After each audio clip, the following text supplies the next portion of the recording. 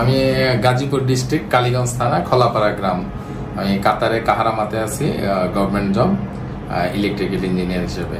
তো আমি দীর্ঘদিন যাবৎ যখন চিন্তা করতেছিলাম যে বিল্ডিং করব, সেই সময় প্রায় 3-4 বছর যাবৎ আমি ওনাকে ফলো করতেছি এবং অন্যান্য আরো অনেকের ভিডিও দেখছি, কিন্তু বাট ওনার কেমন জানি একটা আলাদা একটা মনে হইলো, মানে আচরণ বা কথাবার্তার মধ্যে অন্যরকম একটা, যার জন্য ওইখান থেকে আমি ওনার ভক্ত এবং ফলো করতেছিলাম। তারপর থেকে ওনাকে আমি হোয়াটসঅ্যাপে এবং ইয়াতে অনলাইনে কানেকশন করতেছিলাম। তো লাস্ট এখন এই পারপাসে যখন দেশে আসি, তো ওনার সাথে মিট করার জন্য আসছি আর কি। এবং আমার ইচ্ছা যে গ্রিন আর্কিটেক্ট থেকে এই কাজটা করবো। আমাদের অফিসে এসে আজ কেমন লাগলো আপনার?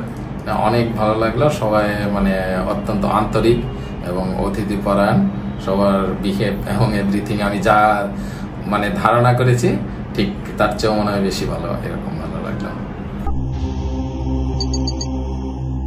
দর্শক মন্ডলী, আসসালামু আলাইকুম। গ্রিন আর্কিটেক্টের পক্ষ থেকে আমি ইঞ্জিনিয়ার টুটুল আপনাকে অনেক অনেক শুভেচ্ছা অভিনন্দন জানাচ্ছি, সাথে ঈদ মোবারক জানাচ্ছি।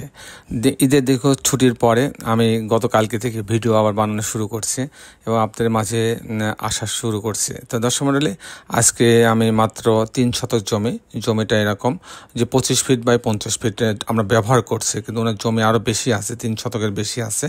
তো আমরা ব্যবহার করছি 25 ফিট বাই 50 ফিট। এই জায়গার মধ্যে আমরা 2 ইউনিট 6তলা বাড়ি প্ল্যান, ডিজাইন এবং খরচের হিসাব আপনার মাঝে তুলে ধরার চেষ্টা করব। দর্শক মন্ডলী, আপনারা জানেন যে আমি প্রতিনিয়ত আমরা নতুন নতুন ভিডিও, নতুন নতুন আইডিয়া, নতুন নতুন খরচের হিসাব নিয়ে আপনাদের মাঝে উপস্থিত হওয়ার চেষ্টা করি।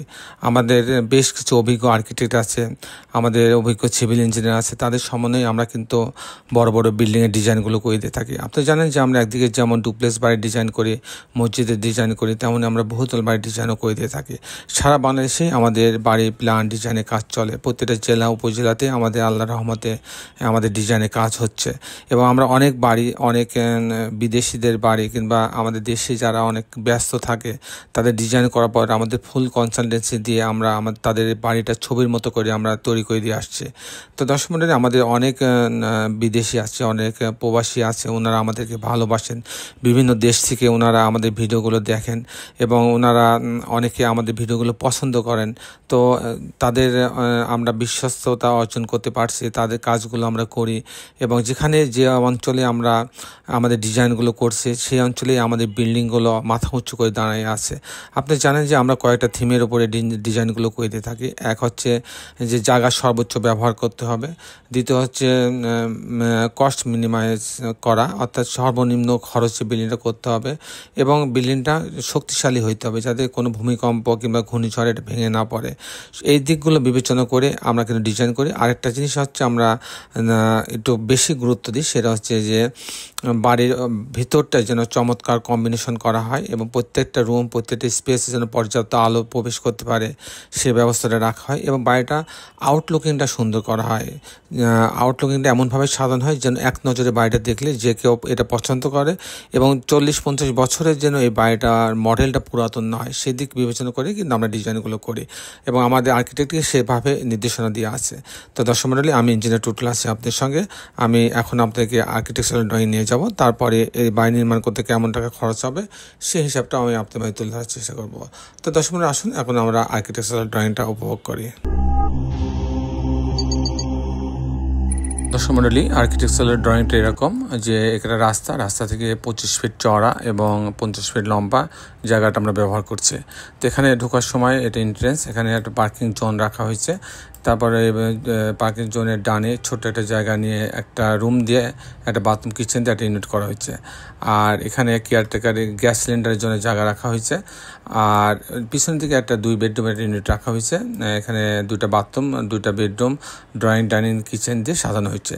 তো সময় আমি মূলত টিপিক্যাল ফ্লোর প্ল্যানটা আপনাদের মাঝে দেখানোর চেষ্টা করবো, কী করে 3 শতক জমিতে 2টা ইউনিট সাজানো হয়েছে সেটা দেখানোর চেষ্টা করব।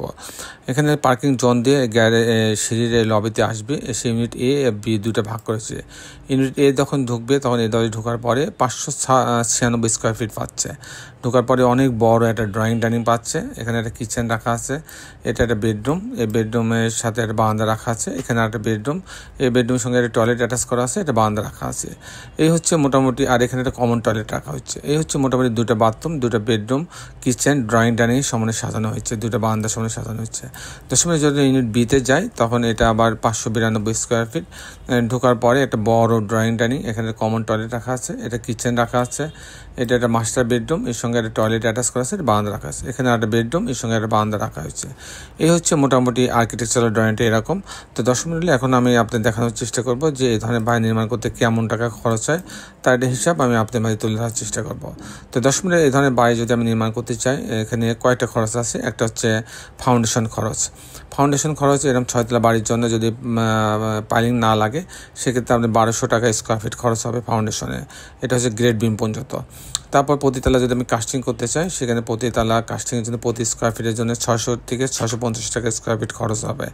আর 10 মিনিটে আমি যদি এটাকে ফুল কমপ্লিট এরকম ফাউন্ডেশন সহ এরকম ছবির মতো একটা বাড়ি করতে চাই, তাহলে আমার প্রতি স্কোয়ার ফিটে 1800 টাকা খরচ হবে কমপ্লিট বাড়ি। তাহলে আমার জানলা, দরজা, রেলিং, গ্রিল, টাইলস, ইলেকট্রিক্যাল কাজ, প্লাম্বিং কাজ, সব কাজ সহ। তাতে আমার এই যেমন একটা বাড়ি আমি যদি করতে চাই 6 তলা বাড়ি 3 শতক জমিতে, তো আমার টোটাল খরচ হবে 1 কোটি 40 লক্ষ টাকা। টোটাল খরচ হবে 1 কোটি 40 লক্ষ টাকা। আর এবারে যদি আমি শুধু কাস্টিং করতে চাই, ফাউন্ডেশন বাদে 6 তলা স্ট্রাকচার দাঁড় করাতে চাই, তাহলে আমার হচ্ছে খরচ হবে 48 লক্ষ টাকা। আর এই হচ্ছে মোটামুটি দর্শক মণ্ডলী আজকে আমার উপস্থাপনা ছিল। আপনাদের যারা দেশে এবং দেশের বাইরে আমার এই ভিডিওটি দেখলেন, সবাইকে আমি আমার প্রতিষ্ঠান গ্রিন আর্কিটেক্টের পক্ষ থেকে অনেক অনেক অভিনন্দন এবং ধন্যবাদ জানাচ্ছি। দর্শক মণ্ডলী, শেষে বেলে একটি কথা, আসুন আমরা সবাই আমাদের সুন্দর পৃথিবীটাকে সুন্দর রাখার জন্য অন্তপক্ষে একটি করে গাছ লাগাই। সবাই ভালো থাকবেন। আল্লাহ হাফেজ।